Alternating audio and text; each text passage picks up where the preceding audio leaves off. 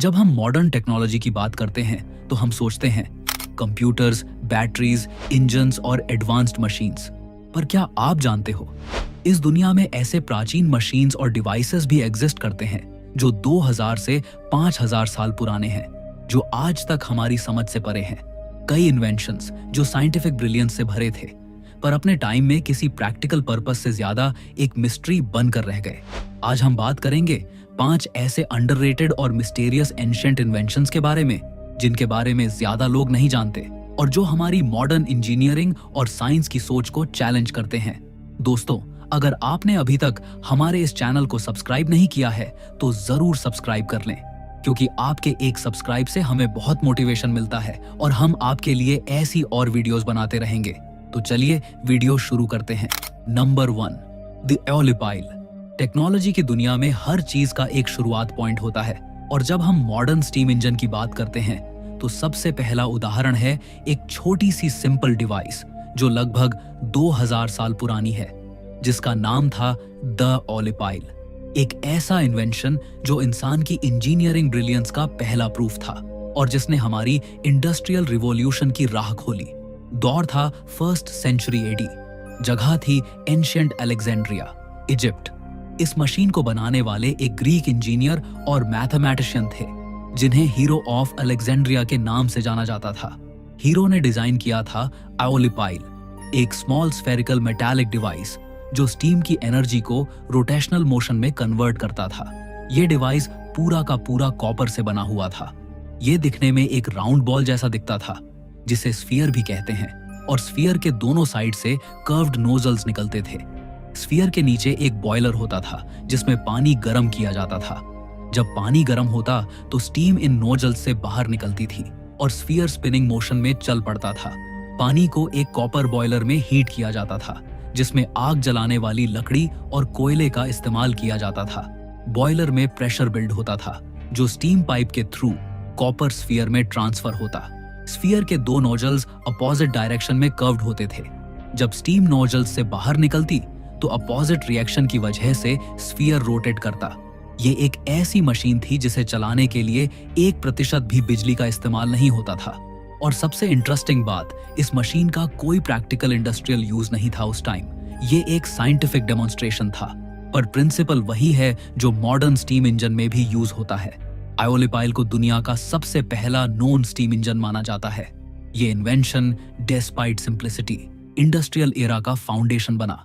Modern steam turbines का base इसी mechanical principal पर है, और जब इंडस्ट्रियल रिवॉल्यूशन आया, जेम्स वॉट और अदर्स ने इसी प्रिंसिपल को डेवलप करके पावरफुल इंजन बनाए। ये डिवाइस बताता है कि एंशिएंट सिविलाइजेशंस में भी एडवांस्ड साइंटिफिक थिंकिंग और एक्सपेरिमेंटेशन होता था, और हीरो ऑफ अलेक्जेंड्रिया ने अपने समय से कई सेंचुरीज आगे का विजन दिखाया था। आज के टाइम में एओलिपाइल का ओरिजिनल मॉडल सरवाइव नहीं करता, पर वर्ल्ड के कई म्यूजियम्स में वर्किंग रेप्लिकाज अवेलेबल हैं। हर साल रिसर्चर्स और हिस्टोरियंस इसे स्टडी करते हैं और ये प्रूव करते हैं कि एंशिएंट टेक्नोलॉजी का लेवल हमारी मॉडर्न सोच से ज्यादा एडवांस था। लेकिन एक सवाल जो अभी तक अंजाम तक नहीं पहुंचा, क्या हीरो ऑफ अलेक्जेंड्रिया ने इंटेंशनली इंडस्ट्रियल यूज के लिए डिजाइन किया था, या सिर्फ एक साइंटिफिक एक्सपेरिमेंट था? ये 2000 साल पहले की टेक्नोलॉजी जो आज भी हमारे मॉडर्न स्टीम इंजन के पीछे की बेस है, क्या ये एंशिएंट इंजीनियरिंग का एक छुपा हुआ सीक्रेट है, या एक विजनरी इन्वेंशन जो समय से परे था? एक बात तो पक्की है, एओलिपाइल हमेशा हमारी सोच को चैलेंज करता रहेगा। Number 2, the Jacquard loom. जब हम आज की डिजिटल दुनिया की बात करते हैं, जैसे कंप्यूटर प्रोग्राम्स, कोडिंग, ऑटोमेशन, तो सबसे पहले हमारी सोच एक मॉडर्न इन्वेंशन की तरफ जाती है। लेकिन क्या आप जानते हो, सबसे पहला प्रोग्रामेबल मशीन आज से 200 साल पहले बन चुका था, और वो था द जैक्कार्ड लूम। एक ऐसी मशीन जो टेक्सटाइल इंडस्ट्री को एक रिवॉल्यूशन से गुजारती रही और प्रोग्रामिंग का बेसिक कॉन्सेप्ट दुनिया के सामने पहली बार लाया गया। इस मशीन के इन्वेंटर थे जोसेफ मैरी जैक्कार्ड। ये फ्रांस के रहने वाले थे। साल था 1801। जैक्कार्ड ने बनाया एक मैकेनिकल लूम जो सिंपल पंच कार्ड्स की मदद से कॉम्प्लेक्स टेक्सटाइल पैटर्न्स को ऑटोमेटिकली वीव करता था। पहले के लूम्स में हर डिजाइन मैन्युअली ऑपरेट किया जाता था और हर पैटर्न बनाने में वीक्स लगते थे। पर जैक्कार्ड लूम में पंच कार्ड सिस्टम इस्तेमाल किया गया, जो हर डिजाइन पैटर्न को एनकोड करता था। हर कार्ड में होल्स पंच किए गए थे, जो लूम के नीडल्स को स्पेसिफिक इंस्ट्रक्शंस देते थे।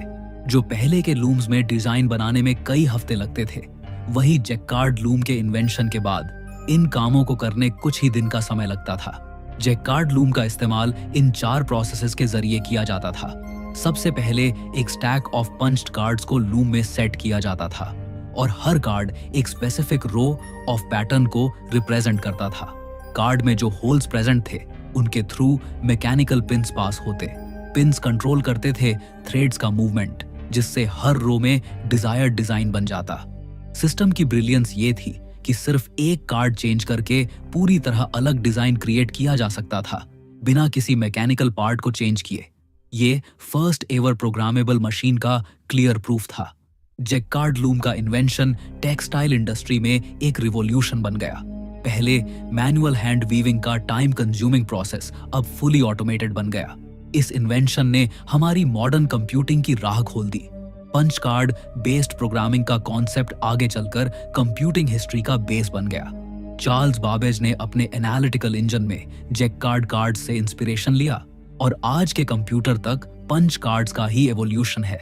आज भी जैक्कार्ड लूम की रेप्लिकाज और ओरिजिनल मॉडल्स कई टेक्सटाइल म्यूजियम्स में प्रिजर्व्ड हैं। इंडस्ट्रियल लूम्स का बेस स्ट्रक्चर अब मॉडर्न CNC मशीनों में भी यूज होता है और कहीं रूरल टेक्सटाइल इंडस्ट्रीज में सिंपल जैक्कार्ड लूम्स अभी भी फंक्शनल कंडीशन में काम कर रहे हैं। सबसे अजीब बात यह थी कि ये इतना सिंपल येट रिवॉल्यूशनरी डिजाइन था कि आज भी इंजीनियर्स इसे स्टडी करते हैं और नए जनरेशन को इंस्पायर करता है कि प्रोग्रामिंग और ऑटोमेशन का बेस कहां से आया। जैक्कार्ड लूम एक छोटी सी मशीन जो 19वीं सदी में आई और दुनिया को बताया कि ऑटोमेशन और प्रोग्रामिंग का बेस प्रिंसिपल क्या है। पंच कार्ड से ड्रिवन हर एक डिजाइन की कॉम्प्लेक्सिटी को सिंप्लीफाई करने वाली मशीन और एक इंडस्ट्रियल रिवॉल्यूशन की शुरुआत बन गई। क्या ये एक विजनरी इन्वेंशन था या एक प्रैक्टिकल सॉल्यूशन जो एक्सीडेंटली टेक्नोलॉजी का बेस बन गया? पर एक बात तो पक्की है, जैक्कार्ड लूम हमेशा हमारी टेक्नोलॉजी की इवोल्यूशन की कहानी में एक शाइनिंग चैप्टर की तरह रहेगा। Number 3, medieval water clocks. आज हम अपने स्मार्ट वॉचेस, एटॉमिक क्लॉक्स और डिजिटल टाइम कीपिंग डिवाइसेस की दुनिया में जी रहे हैं, लेकिन क्या आप जानते हो सबसे पहले वक्त नापने का कॉन्सेप्ट कितना एडवांस था? मीडिएवल यूरोप और मिडिल ईस्ट में जब मैकेनिकल क्लॉक्स का अब भी आविष्कार नहीं हुआ था, तब भी लोग अपने दिनचर्या को मेजर करने के लिए एक ऐसे इन्वेंशन पर रिलाय करते थे, द वाटर क्लॉक, क्लेप्सिड्रा। एक ऐसा एंशिएंट डिवाइस जो पूरे साइंटिफिक प्रिंसिपल से टाइम मेजर करता था और आज भी कई हिस्टोरिक लोकेशंस में फंक्शनल कंडीशन में मौजूद है। 3री सदी का दौर था। Ancient Egypt, Greece, medieval Europe और कई देशों में टाइम मेजर करने के लिए सनडायल्स का यूज होता था, पर रात को या बादलों से घिरे दिनों में ये यूजलेस हो जाते थे। इस प्रॉब्लम का सॉल्यूशन था water clocks. First documented clepsydra ancient Greeks ने बनाई थी और मीडिएवल इस्लामिक स्कॉलर्स ने इस सिस्टम को और एडवांस किया था। ये क्लॉक्स इतने प्रिसाइज बने कि रिलीजियस रिचुअल्स, रॉयल कोर्ट्स और एस्ट्रोनॉमिकल ऑब्जर्वेटरीज में इनका रेगुलर यूज होता था। वाटर क्लॉक्स का इस्तेमाल कुछ इस तरह होता था। एक कंटेनर में पानी भरकर एक कंट्रोल्ड होल से स्टीडी रेट पे बाहर निकलता था। जैसे जैसे पानी नीचे निकलता, कंटेनर के अंदर एक कैलिब्रेटेड स्केल या मार्किंग्स होते थे जो वक्त को इंडिकेट करते थे। कभी कभी फ्लोटिंग मार्कर्स यूज किए जाते थे जो पानी के लेवल के साथ मूव करते। एडवांस डिजाइन्स में मैकेनिकल गियर्स और लीवर्स ऐड किए गए थे जो छोटी क्लॉक्स की तरह एक्यूरेट टाइम डिस्प्ले करते थे। इसका एक फेमस उदाहरण है अल जजारी का एलिफेंट क्लॉक, जो 1200 ईस्वी में इस्तेमाल होता था। इसे एक मैकेनिकल मास्टरपीस और कल्चरल एलिमेंट्स का कॉम्बिनेशन भी बोला जाता है। वाटर फ्लो कंट्रोल से टाइम और मूवमेंट का सिंक्रोनाइजेशन होता था। बहुत ही प्रिसाइज और स्लो मूविंग मैकेनिज्म था, पर मीडिएवल एरा में ये टाइम कीपिंग का सबसे एडवांस डिवाइस माना जाता था। वाटर क्लॉक्स ने अर्ली साइंटिफिक ऑब्जर्वेशन को एनेबल किया। Religious prayer timings, astronomical observation और रॉयल ड्यूटीज को रेगुलेट किया। इसका प्रिंसिपल कंट्रोल्ड फ्लूइड डायनामिक्स आगे चलकर मॉडर्न हाइड्रोलिक मशीन्स और प्रिसाइज फ्लो सेंसर्स का बेस बना। मीडिएवल स्कॉलर्स की ये इन्वेंशन इंजीनियरिंग और टाइम मेजरमेंट में एक रिवॉल्यूशन थी, जो मॉडर्न टाइम कीपिंग के फाउंडेशन में काउंट होती है। आज भी एंशिएंट और मीडिएवल वाटर क्लॉक्स के वर्किंग मॉडल्स कई म्यूजियम्स में अवेलेबल हैं। अल जजारी का एलिफेंट क्लॉक रेप्लिका तुर्की के टॉप कापी पैलेस म्यूजियम में एग्जिबिट है, और यूरोपियन मीडिएवल कैसल्स में भी कई ओरिजिनल क्लेप्सिड्रा प्रिजर्व्ड हैं। यहाँ तक कि कुछ रूरल रीजन में simple manual water clocks functional condition में अब भी काम कर रहे हैं, जो ट्रेडिशनल इरिगेशन और प्रेयर टाइमिंग्स में यूज होते हैं। तो क्या हम समझ पाए हैं in simple water flow mechanisms की ट्रू पोटेंशियल को, या ये एक ऐसे हिडन एंशिएंट लेगेसी का प्रूफ है जो हमारी मॉडर्न प्रिसीजन इंजीनियरिंग से भी ज्यादा एडवांस था? मीडिएवल वाटर क्लॉक्स एक छोटी सी इन्वेंशन जो सेंचुरीज पुरानी होने के बावजूद अभी भी हमारी टेक्नोलॉजी और इंजीनियरिंग की कहानी का एक शाइनिंग एग्जाम्पल है। ये बताते हैं कि वक्त को मेजर करना सिर्फ एक कैलकुलेशन नहीं था, बल्कि एक साइंटिफिक आर्ट था।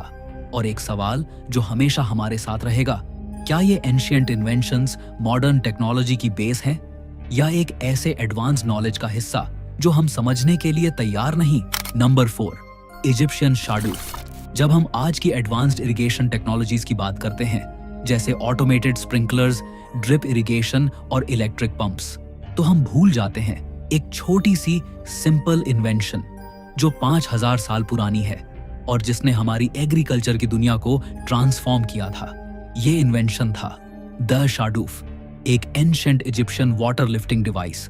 एक ऐसा सिंपल लेकिन जीनियस टूल जो नाइल रिवर से पानी खेतों तक ले जाता था और हर इजिप्शियन फार्मर का बेस्ट फ्रेंड था।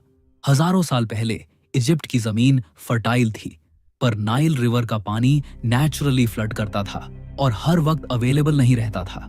इस प्रॉब्लम का सिंपल और ब्रिलियंट सॉल्यूशन बनाया गया शाडूफ। शाडूफ का डिजाइन एक बीम और काउंटरवेट सिस्टम पर बेस्ड था, जो मैनुअल ह्यूमन एफर्ट को मैकेनिकल एडवांटेज में कन्वर्ट करता था। शाडूफ का इस्तेमाल कुछ इस तरह होता था। एक लॉन्ग वुडलन बीम यूज किया जाता था जो एक वर्टिकल सपोर्ट पर पिवट करता था।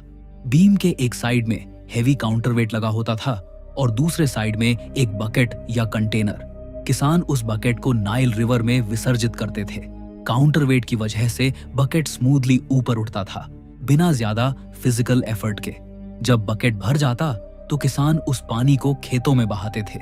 इस प्रोसेस से हजारों लीटर पानी हर दिन बिना किसी भारी मेहनत के खेतों तक पहुंचता था।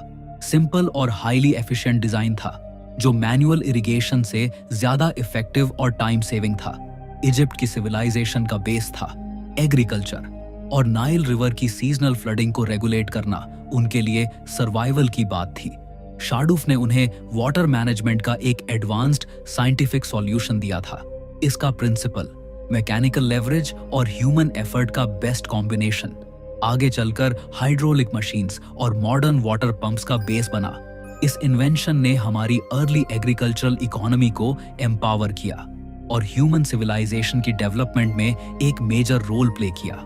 आज भी इजिप्ट और इंडिया के रूरल एरियाज में शाडूफ यूज होता है। कई हिस्टोरिक साइट्स में इसका रेप्लिका अब भी फंक्शनल कंडीशन में अवेलेबल है, जो हमारी एंशिएंट इंजीनियरिंग ब्रिलियंस को शोकेस करता है। मॉडर्न ऑटोमेटेड इरिगेशन के बावजूद शाडूफ सिंप्लिसिटी, ड्यूरेबिलिटी और रिलायबिलिटी का टाइमलेस एग्जाम्पल है। तो क्या ये एक ऐसी एंशिएंट लेगेसी है जो मॉडर्न टेक्नोलॉजी की रूट्स तक जाती है, या सिर्फ एक छोटी सी इन्वेंशन जो ह्यूमैनिटी के पहले एग्रीकल्चरल स्टेप्स को डिफाइन करती है? द इजिप्शियन शाडूफ एक ऐसा सिंपल डिवाइस जो 5000 साल पुराना होते हुए भी अपनी फंक्शनैलिटी और ब्रिलियंस में आज तक हमारे लिए एक मिस्ट्री बना हुआ है। हर एक ड्रॉप ऑफ वाटर को खेतों तक पहुंचाने का साइंटिफिक प्रिंसिपल और इंसान की इंजीनियरिंग जीनियस को दिखाने वाली एक टाइमलेस कहानी। क्या हम समझ पाए हैं इन एंशिएंट इन्वेंशंस का रियल पोटेंशियल, या ये एक ऐसे इंजीनियरिंग लेगेसी का प्रूफ है जो हमारे समाज के लिए फॉरएवर जिंदा रहेगा? Number 5, the Baghdad battery. आज हम इलेक्ट्रिक पावर की दुनिया में जी रहे हैं। बिना बैटरियों और जनरेटर्स के हम कुछ भी नहीं कर सकते। पर क्या आप जानते हो, सबसे पहला बैटरी का कॉन्सेप्ट आज से 2000 साल पहले एंशिएंट मेसोपोटामिया में बन चुका था। द बगदाद बैटरी एक ऐसा एंशिएंट आर्टिफैक्ट जो हमारी सोच से परे है और आज तक एक अनसॉल्व्ड मिस्ट्री बना हुआ है। साल 1938 ईस्वी का दौर था। जगह थी खुजुतराबू, बगदाद, इराक। जब आर्कियोलॉजिस्ट्स ने एक्सकवेशन की तो उन्हें मिला एक set of clay jars, copper tubes और आयरन रॉड्स का कॉम्बिनेशन। एक क्ले जार, एक कॉपर सिलेंडर जो जार के अंदर फिट किया गया था, और एक आयरन रॉड जो उसी कॉपर सिलेंडर के भीतर प्लेस की गई थी। इस स्ट्रक्चर की हाइट लगभग 13 सेंटीमीटर थी और तब से इसकी असल समझ की खोज जारी है। रिसर्चर्स कहते हैं अगर इस जार में कोई एसिडिक लिक्विड जैसे विनेगर या लेमन जूस भर दिया जाए तो केमिकल रिएक्शन के थ्रू एक इलेक्ट्रोकेमिकल सेल बन जाता है और ये एक स्मॉल इलेक्ट्रिक करंट जनरेट करता है। एसिडिक लिक्विड इलेक्ट्रोलाइट की तरह काम करता है। ये कॉपर और आयरन के बीच रिएक्ट करता है। आयन एक्सचेंज से वोल्टेज क्रिएट होता है और अगर वायर्स कनेक्ट किए जाए तो ये पावर किसी छोटे से डिवाइस, उदाहरण के लिए इलेक्ट्रोप्लेटिंग सेटअप, को सप्लाई कर सकता है। इसका एस्टिमेटेड वोल्टेज था लगभग 0.5 से 1 वोल्ट प्रति सेल। मॉडर्न रिसर्चर्स ने इसे रिक्रिएट करके देखा और एक छोटी सी इलेक्ट्रिक करंट सक्सेसफुली प्रोड्यूस भी की। लेकिन सबसे बड़ा सवाल था, एंशिएंट मेसोपोटामियंस ने इसे क्यों बनाया था? क्या उन्होंने इलेक्ट्रोप्लेटिंग के लिए इसका यूज किया? कुछ ज्वेलरी आइटम्स में इलेक्ट्रोप्लेटिंग के एग्जाम्पल्स मिलते हैं, पर कोई क्लियर एविडेंस अभी तक नहीं है। कुछ स्कॉलर्स का मानना है कि ये शायद एक रिलीजियस आर्टिफैक्ट था, एक सिंबॉलिक रिप्रेजेंटेशन पावर और डिविनिटी का। पर आज भी साइंटिफिक कम्युनिटी में इसका कोई सॉलिड कंसेंसस नहीं है। कोई एंशिएंट डॉक्यूमेंट इसकी वर्किंग डिटेल नहीं बताता। डिजाइन और इंटेंशन आज तक पूरी तरह एक्सप्लेन नहीं हो पाए हैं। बगदाद बैटरी का ओरिजिनल आर्टिफैक्ट अब इराक म्यूजियम में प्रिजर्व है।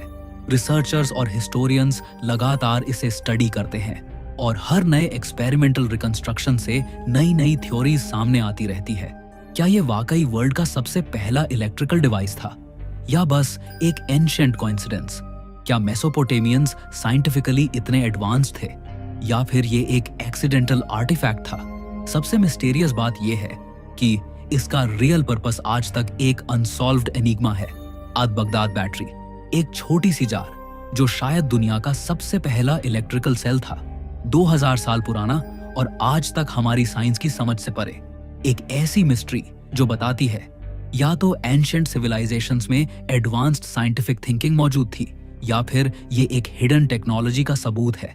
बगदाद बैटरी हमेशा एक अनआंसर्ड क्वेश्चन बनकर जिंदा रहेगी।